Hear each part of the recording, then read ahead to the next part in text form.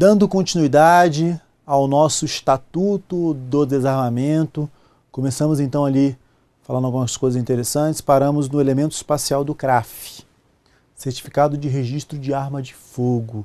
Inclusive nos decretos regulamentadores saiu uma regrinha interessante, que até existia um entendimento em contrário, a regrinha veio para mudar justamente isso. O CRAF ele autoriza que a pessoa tenha arma em casa ou local de trabalho desde que tenha poderes de gerência. E a pessoa tinha uma arma na fazenda.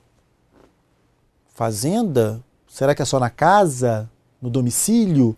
Ou em toda a fazenda? Prevalecia o entendimento que era na residência ou dependência dessa ou domicílio. Só na casa, na casa da fazenda, e não em toda a fazenda. E aí os decretos regulamentadores colocaram isso, dizendo, olha, na fazenda, toda a fazenda. Eu não sou totalmente a favor, não, porque existem fazendas, nos interiores lá do Maranhão, por exemplo, que a fazenda é o estado inteiro. E a pessoa vai poder portar arma, né? Porque ela vai estar no estado inteiro. Então eu acho que deve ser analisado aí com calma. Mas a regrinha está lá nos decretos regulamentadores, tá? Decretos que regulamentam o Estatuto do Desarmamento. Perfeito? Tranquilo? Pode colocar na tela. Tá aí o nosso porte. O porte, o CRAF autoriza a arma em casa ou local de trabalho desde que você tenha poderes de gerência. O porte autoriza o deslocamento da arma. Você pode se deslocar com a arma. É possível eficácia temporal e territorial limitada no porte. É possível. Tá? Um porte limitado. É possível limitar o porte de arma do policial militar só no estado dele. É possível. O guarda municipal, em regra, na prática, o guarda municipal só tem o porte local. A Polícia Federal entende que esse local aí é o estado dele. É um porte limitado no âmbito do estado dele. Ok? É possível limitar o porte. Artigo 10. A autorização para o porte de arma de fogo de uso permitido em todo o território nacional é de competência da Polícia Federal e somente será concedida após a autorização do SINARM. Está aí. A autorização do porte para o cidadão é competência da Polícia Federal. Só um detalhezinho aqui, que é o seguinte, ó. Você tem que aprender esse raciocínio aqui. Artigo 4º, artigo 6º e artigo 10º. Raciocínio interessante. Artigo 10º no artigo 10. Raciocínio interessante. O artigo 4º é posse. CRAF, propriedade. Requisitos para posse estão onde? No artigo 4º. Requisitos para posse estão no artigo 4º. Artigo 10. Requisitos para o porte.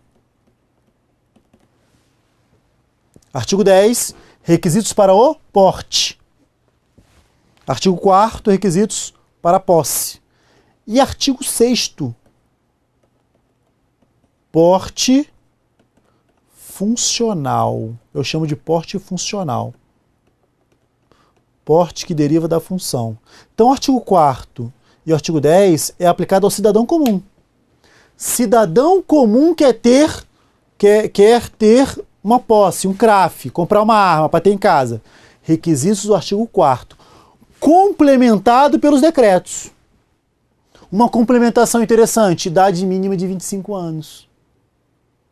Complementado pelos decretos. Complementação interessante, idade mínima de 25 anos. Declaração de efetiva necessidade. Tá? Requisito do artigo 4º. Qual que é a diferença do artigo 4º para o artigo 10º? O 4º é posse, o artigo 10º é porte. Deixa eu ver que a diferença é que o 4º fala declarar a efetiva necessidade. O 10º, essa efetiva necessidade é em decorrência de uma profissão ou ameaça contra ele. Para o 4º, para conseguir a posse, você declara a efetiva necessidade. E essa declaração ela tem uma presunção de veracidade. No 10º, essa efetiva necessidade ela tem que decorrer de uma profissão ou ameaça. Aí você consegue o porte. Na prática é mais difícil, mas estou te falando o que está escrito na lei. Ok? E o sexto? O sexto é o porte funcional. É um porte que deriva da função. Eu não preciso do décimo. O décimo é a pessoa requerer o porte na PF. Não, não preciso. No sexto, se a pessoa é um integrante lá de um órgão previsto no artigo 6º, ela já tem o porte derivado da sua carteira funcional. Um exemplo por alto, logicamente não posso deixar passar, artigo 6º, inciso 6º. Polícia Legislativa do Senado Federal. No meu caso, a minha carteira funcional já me dá o porte. É o porte funcional. Eu não preciso requerer conforme o artigo 10º. Eu não preciso do artigo 4º. Eu preciso do artigo 4º porque o artigo 4º é a posse do particular.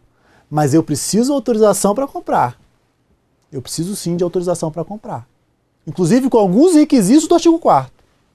E a lei vai dizer, olha, se aplica alguns requisitos, alguns não se aplicam, outros se aplicam. Meio que dá uma bagunçada nesse ponto. Mas o porte eu já tenho. Ok? Tranquilo? Se eu receber uma arma da instituição, eu não preciso nem de autorização para comprar. A instituição já me dá. Eu já tenho porte. Eu já tenho porte. Dado pela própria instituição. Por isso o porte funcional ou porte institucional, a gente vai ver os casos. Tudo bem? Tranquilo? Na tela. Então sempre entender artigo 4º, 6º e 10º. Interessante. Apagando.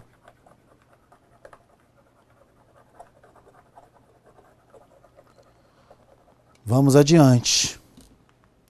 Tá aí o nosso artigo 10, parágrafo 1º.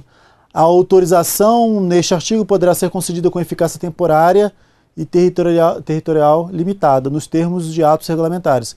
E dependerá de o requerente demonstrar sua efetiva necessidade por atividade profissional de risco ou ameaça à sua integridade. Tá aí. Essa é a diferença para posse, para os requisitos de posse. Tanto que o inciso 2 fala assim, atender às exigências do quarto, que é a posse. Tem que ter arma já comprada em casa. Então você tem que ter os requisitos de posse e mais o quê? Efetiva necessidade por atividade de profissional de risco ou ameaça à sua integridade física. E no quarto só fala declarar efetiva necessidade. No 10º fala demonstrar efetiva necessidade. Declarar e demonstrar.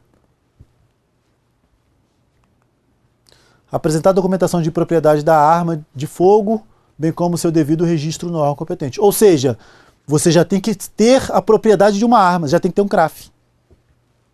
Para poder conseguir o porte, você já tem que ter a propriedade de uma arma. Lembrando, propriedade é CRAF, é posse. Isso cai em prova, tá? A questão fala lá, propriedade, você tem que interpretar. Propriedade é CRAF, é certificado de registro. Certificado de registro é posse, é propriedade. Mesma coisa. Ok? Embriaguez, nosso 10, parágrafo 2º. A autorização de porte prevista neste artigo perderá automaticamente sua eficácia caso o portador dela seja detido ou abordado em estado de embriaguez ou sob efeito de substâncias químicas ou alucinógenas. Então a pessoa perde aí a eficácia do porte se for encontrado bêbado com a arma. Sinceramente, no Brasil isso é impossível. Cara bêbado e armado você nunca vê. Isso não acontece. Mas está aí na lei, né? Está aí na lei. Se for encontrado, né, saiu para beber e levou a arma, está bêbado com a arma, perde, né, perderá automaticamente a eficácia do seu porte. Ok? Perda do porte. Segurança de autoridades estrangeiras. Imagina que uma autoridade estrangeira venha para o Brasil. E essa autoridade estrangeira, por exemplo, um presidente da China, presidente do Japão, primeiro-ministro de Israel. Primeiro-ministro de Israel veio ao Brasil. E aí o primeiro-ministro de Israel, ele trouxe os seus guarda-costas. O nome aí um pouco, né? As pessoas que realizam a segurança de dignitários, melhor dizendo. Né? Os seguranças de autoridades estrangeiras que realizam a segurança de dignitários. comumente chamado, aí vulgarmente chamado de guarda-costas. Tá? O guarda-costas é um nome aí mais pejorativo, digamos assim. Essa pessoa que vai vir fazer a segurança, ela vem armada. Só que o porte dela não vale no Brasil. É o Brasil que emite o porte para quem está com arma aqui no Brasil. E aí, o que faz? Como é que a gente vai resolver a situação? E aí, o nosso artigo 9º vai resolver o problema. Compete ao Ministério da Justiça a autorização do porte de arma para os responsáveis pela segurança de cidadãos estrangeiros em visita ou sediados no Brasil. Tá vendo? Resolve. Então o Ministério da Justiça vai ter que autorizar esse porte para aquela pessoa que vai, né, fazer a segurança de um, por exemplo, cidadão estrangeiro sediado no Brasil, um embaixador ou um presidente que aqui está, é o Ministério da Justiça. Isso aqui caiu uma vez numa prova da PRF, salvo engano, no concurso de 2013, salvo engano. E aí, o examinador vacilou. Ele colocou compete ao ministro da Justiça. E ele deu o gabarito correto. Foi tanto recurso que ele teve que trocar para errado. Não é ministro. A lei fala ministério. Compete ao órgão, né, ao Ministério da Justiça, a autorização. Outro detalhe interessante é o seguinte, já pegando o raciocínio. Existem algumas armas, pode ficar comigo, essas armas que vão para o Sigma. Já dei uma adiantada para você as armas que vão para o Sigma. Arma das Forças Armadas, militares em geral, 4.2, PM, que é militar, bombeiro, que é militar, né? São a reserva das Forças Armadas. A GSI, Gabinete de Segurança Institucional da Presidência da República, que realiza a proteção do presidente. O VIP do presidente, que faz a segurança do presidente, normalmente é comandado por um militar da reserva. Então é bem militar. É muito militar o GSI. Normalmente o militar da reserva. Só que o GSI não tem corpo próprio, né? Ele pode pegar integrante da BIM, da Polícia Federal, Polícia Civil, ele não tem corpo próprio. Mas o GSI, normalmente é um militar que está ali no comando. Essa arma vai para o Sigma. E a BIM, a arma da BIM também vai para o Sigma, a arma mais restrita. Normalmente a BIM é vinculada ao GSI.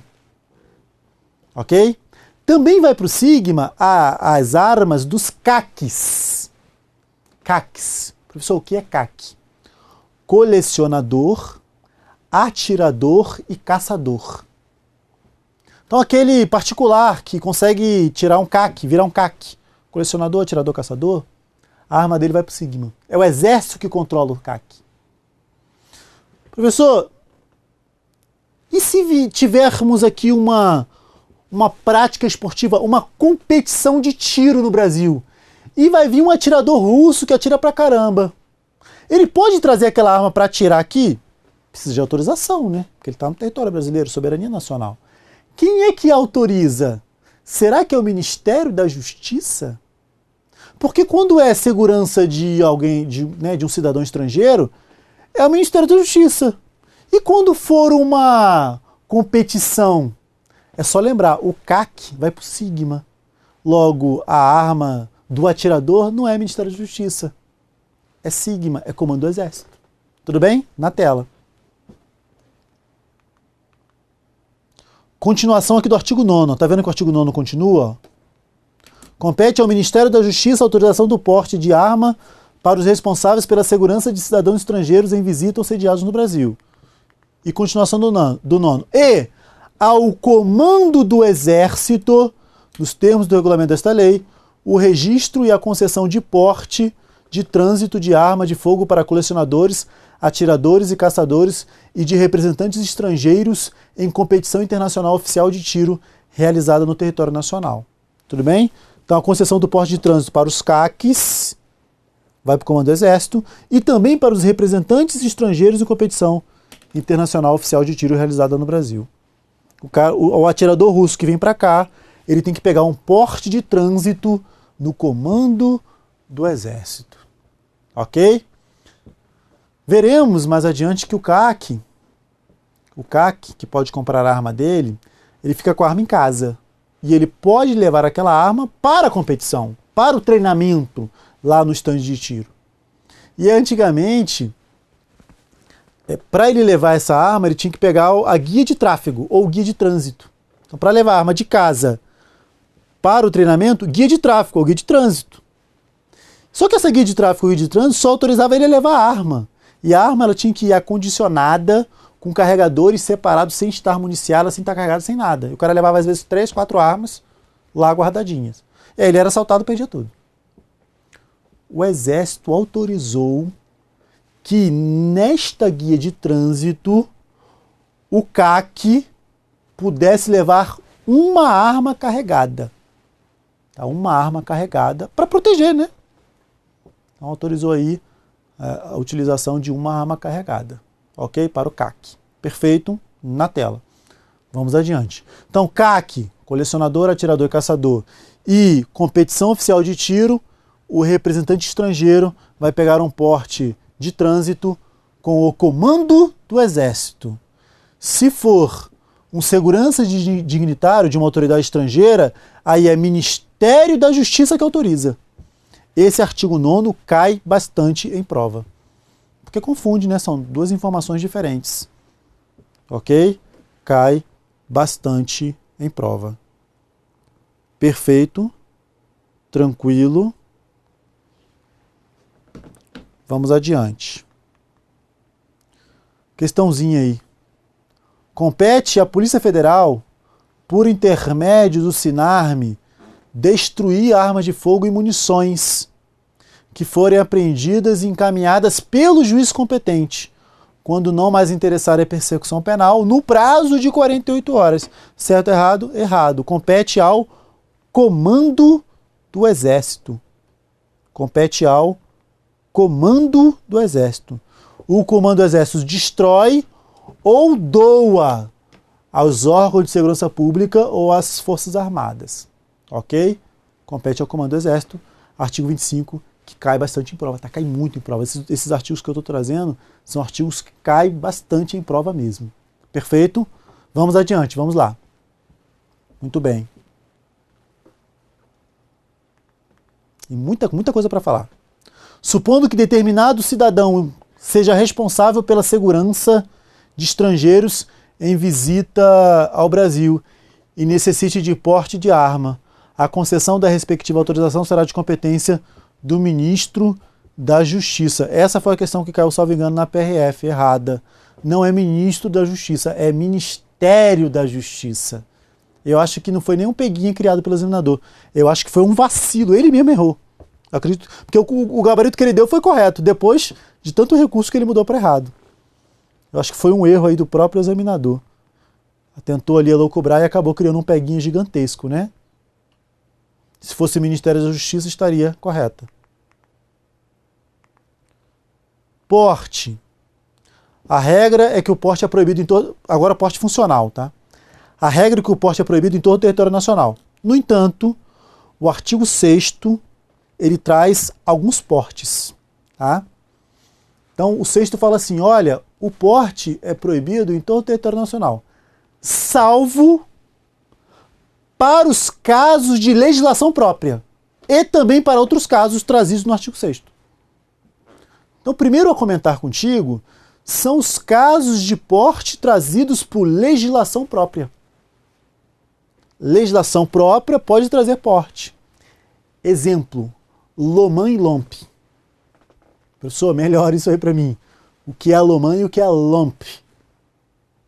Loman é a Lei Orgânica da Magistratura Nacional. E a Lomp é a Lei Orgânica do Ministério Público. Essas duas leis trazem porte para juiz e promotor. Essas duas leis trazem porte para juiz e promotor. Então, como o artigo 6º caput diz o seguinte, olha, é proibido porte em todo o território nacional, salvo para os casos de legislação própria. Juiz e promotor. É válido. O próprio 6º corrobora. E para os casos previstos lá no artigo 6º, que iremos ver. Os casos de porte funcional. Então, juiz e promotor tem porte. Professor, defensor público. Defensor público existe um celeuma muito grande. Alguns entendem que se aplica por analogia, mas é divergente. E o membro do Tribunal de Contas? um membro do Tribunal de Contas é equiparado a juiz, também tem porte. Tá? Um membro do Tribunal de Contas equiparado a juiz, também tem porte. Perfeito? Na tela. Coloquei aí. O artigo 6º, ó. É proibido o porte de arma de fogo em todo o território nacional, salvo para os casos previstos em legislação própria, juiz e MP.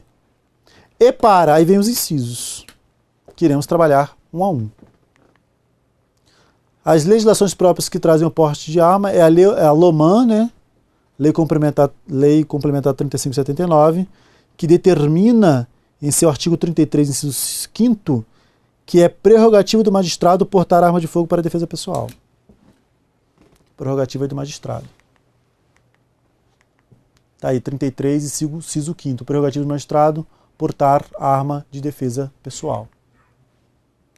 Também constitui prerrogativa do promotor de justiça, artigo 42 da Lei Orgânica do Ministério Público, Lei 8625 de 93, a LOMP, né? LOMP. É Lei Orgânica do Ministério Público. Está aí o nosso artigo 42. Os membros do Ministério Público terão carteira funcional, expedida na forma da Lei Orgânica, valendo em todo o território nacional, como cédula de identidade, e valendo também porte de arma, independentemente, neste caso, de qualquer ato formal de licença ou autorização. Ou seja, não precisa de autorização da PF, não. Deu a carteira, já é o porte. Normalmente, a carteira é vermelha. Tá aqui, né? Normalmente a carteira é vermelha. Então, carteira vermelha de juiz e promotor já tem porte. Tá? Já tem porte de arma de fogo. Não é todo juiz que gosta. Alguns juízes usam, outros juízes não usam. É direito. Se ele quiser, ele tem o porte. Se ele não quiser, ele não precisa comprar. Tudo bem? Tranquilo? Vamos adiante, vamos lá. Tá aí o nosso julgado sobre conselheiro de Tribunal de Contas. Tá? Conselheiro de Tribunal de Contas. Tá lá. O conselheiro do Tribunal de Contas Estadual que mantém sob sua guarda munição de arma de uso restrito não comete o crime do artigo 16 da Lei 10.826. Iremos aprender todos os artigos, tá? Do 12 ao 21. Tá? Todos os artigos do 12 ao 21, que trazem aí regras de crimes e algumas regras. Crimes do 12 ao 18. Sendo, continuando aqui, ó, sendo conselheiro do Tribunal de Contas, o agente estaria equiparado por simetria constitucional a magistrado e por força do artigo 33, inciso 5º da Lei Complementar 35 de 79, a LOMAN, que não faz distinção entre arma de uso permitido e arma de uso restrito, é atípica a conduta de posse e guarda de arma e munições de uso restrito quando se trata de magistrado, valendo isso também para conselheiro de Tribunal de Contas. Aprendemos duas coisas com o julgado, sempre bom pegar as informações. Primeiro, membro do Tribunal de Contas é equiparado a magistrado. Logo, tem o mesmo porte do magistrado. Segundo, o porte do magistrado engloba a arma de fogo de uso restrito. Restrito também. Engloba a arma de fogo de uso restrito, o porte do magistrado. Por quê? Porque a lei não diferencia. O 33, inciso 5º, não diferencia. Aí o julgado disse, ó, não diferencia, vale para os dois. Perfeito, na tela.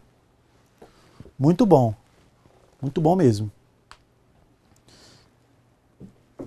Tranquilo. Vamos adiante, a gente nem precisa ler o restante.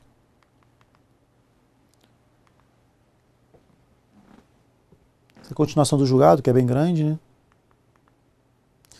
Continuando o nosso porte funcional ou institucional, depender da função da pessoa. Já vimos dois, juiz e promotor. Continuando o artigo 6º. É proibido o porte de arma de fogo em todo o território nacional, salvo para os casos em legislação própria, né, juiz e promotor, e para. Continua, né? Inciso 1. Integrantes das Forças Armadas. integrantes das Forças Armadas. Detalhe de prova. A Lei 10.826, ela fala de forma genérica, integrantes das Forças Armadas. No entanto, na hora de aplicar, porque assim, o porte funcional, ele é dado pela carteira funcional. Você recebe a sua carteira, no caso aqui a carteira de militar. Só que na hora de dar a carteira militar, o comando do Exército regulamenta. E aí o comando não dá o porte para todo mundo. Normalmente o soldadinho lá não tem. Só o sargento mais antigo, todos os oficiais têm, né, os oficiais de carreira. Eu fiz curso para oficial de carreira, fui cadete aviador por um tempo e todo mundo falava, ó, virou oficial, compra uma arma ou recebe uma arma. Se não me engano era uma MD-7, uma MD-7zinha. Ok? Tranquilo? Só que a lei não diferencia. Pela lei, é integrante das Forças Armadas. E na hora de regulamentar, normalmente, o comandante da OM não vai distribuir não vai dar esse porte para todo mundo. Normalmente o soldadinho raso lá, ele vai ser restringido, não vai receber o porte. Tudo bem? Na tela. Tá, integrante das Forças Armadas. Qualquer integrante, e não somente oficiais ou praças especiais, tá? Pela lei, qualquer integrante. Sargento de carreira normalmente consegue, né? Beleza? Continuando. Inciso 2. Os integrantes de órgãos referidos nos incisos 1, 2, 3, 4 e 5 do caput do artigo 144 da Constituição Federal e os da Força Nacional de Segurança Pública. Alteração aí para incluir a Força Nacional. Quais são os integrantes? Lembrando que o inciso 1 é o artigo 142 da Constituição Federal. São os militares, Forças Armadas, né? Militares da União. Artigo 142. E agora o 144.